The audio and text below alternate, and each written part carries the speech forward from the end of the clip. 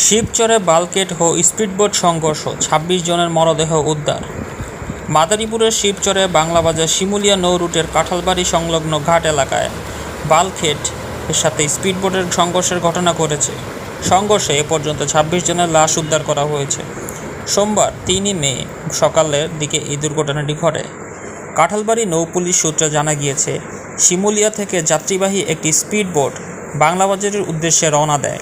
স্পিডবোটটি কাঁঠালবাড়ি পুরাতন ফেরিঘাটের কাছে আসলে নদীতে থাকা একটি বালকেটের পিছনে সজোরে ধাক্কা লেগে উল্টে যায়। খবর পেয়ে এই নৌপুলিশের একটি দল ঘটনাস্থলে গিয়ে তাদের উদ্ধার অভিযান শুরু করে। কাঁঠালবাড়ি নৌ পুলিশের ভারপ্রাপ্ত কর্মকর্তা আব্দুর রাজ্জাক জানান, দুর্ঘটনার পর থেকে এ পর্যন্ত তারা ২৬ জনের লাশ উদ্ধার করেছেন। ২ জনকে আহত অবস্থায় স্থানীয় হাসপাতালে পাঠানো হয়েছিল। তবে কতজন বোটে ছিল তা জানা যায়নি। ধারণা করা হচ্ছে ৩০ জনের মতো বোটে ছিল।